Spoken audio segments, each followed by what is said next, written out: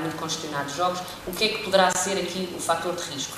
Depois vamos estabelecer uma medida preventiva. Uma medida preventiva é vamos alterar uma regra para prevenir, por exemplo, se façam menos faltas ou faltas por trás, e depois avaliar. Quando nós já temos os dados antes da medida introduzida, podemos comparar a incidência de lesões depois da medida ter sido introduzida e avaliar a sua eficácia, que saiu de um consenso da FIFA, e portanto é qualquer queixa física que surja após um treino, ou no decurso de um treino ou de um jogo de futebol e que impeça o atleta de participar em treinos ou jogos subsequentes. Nós sabemos que as atletas em geral têm maior risco de determinado número de lesões, nomeadamente o ligamento cruzado anterior do joelho, uma ruptura do ligamento cruzado anterior, até 8 vezes, fraturas de stress, portanto tem a ver com o excesso de carga ou alterações ao nível do metabolismo ósseo, causadas, por exemplo, por alterações do comportamento alimentar ou restrição alimentar. E temos também o síndrome febropatelar, portanto, que é uma patologia de sobrecarga, de sobretreino, que corresponde a uma dor anterior no joelho. Nós sabemos que estas 3 lesões são as mais frequentes no desporto, nas mulheres atletas, não particularmente no futebol. Portanto, o contacto com outro jogador causou 40% das lesões que ocorreram em jogo nas mulheres. Nos homens, curiosamente, este valor é superior, portanto, acima dos 50%. Portanto, aqui os autores falam que há uma diferença em que há menos lesões no futebol feminino causadas por contacto direto com o jogador, mas não encontraram diferenças, nomeadamente ao nível de lesões do ligamento cruzado anterior, entorse no joelho ou no tornozelo, e, portanto, apesar de aqui neste quadro conseguimos ver que a incidência de lesões a nível do jogo dos homens são 28 lesões por 1000 horas de jogo, quando os autores tiraram as lesões minor, aquelas lesões que acarretavam uma paragem inferior a uma semana, o índice lesional foi igual nos homens e nas mulheres, ou seja, nas lesões moderadas ou severas, aquelas que levaram a uma incapacidade maior a mais do que uma semana. Mudando para os Estados Unidos, este estudo foi feito na época de 2001-2002, na Liga Profissional, e, portanto, mais uma vez, as localizações não variam muito. Curiosamente, este estudo mostrou que as lesões tinham tendência a acontecer mais no final da época, portanto, possivelmente a produtividade também aumenta e o cansaço, alguma fadiga.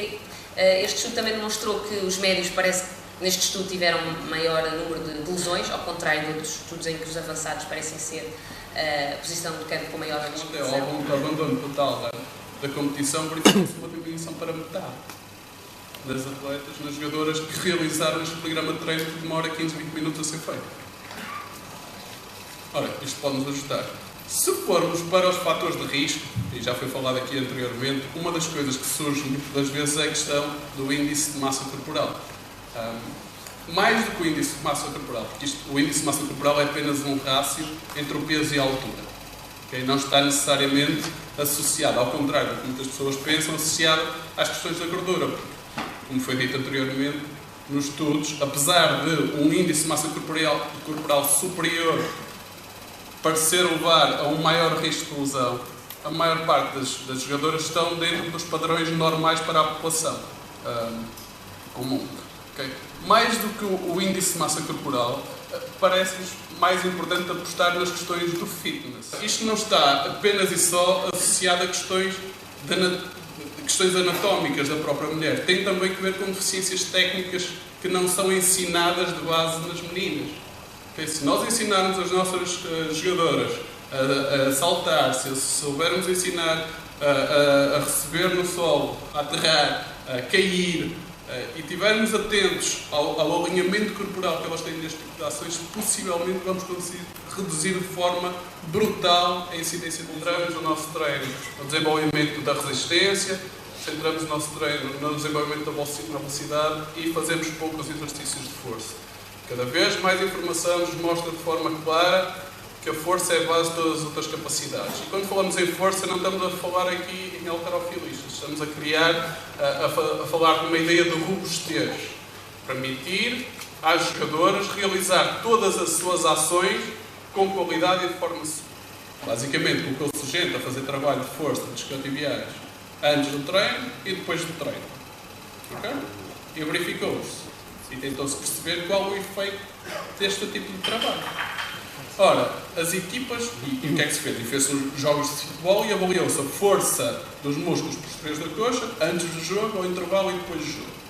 E aquilo percebeu viu? É, independentemente de se fazer antes ou depois, antes de começar o programa de treino, que é às 10 semanas, os jogadores começavam o jogo com um determinado nível de força e depois, durante o jogo, tendiam a diminuir esses níveis de força.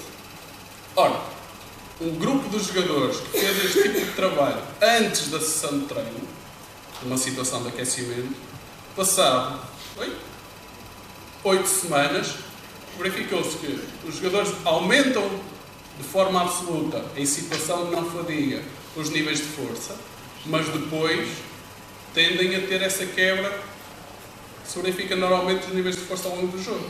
Okay? Por outro lado, o grupo que fazia o treino de força no final das sessões de treino, numa situação onde havia alguma fadiga acumulada, antes de iniciar os programas de treino, às 10 semanas, verificava-se também esta quebra ao longo do jogo. Mas passado 8 semanas de treino, a habituar o corpo a fazer trabalho em fadiga, verificava-se que não se aumentava os níveis absolutos, mas as jogadoras conseguiam manter os níveis ao longo do jogo.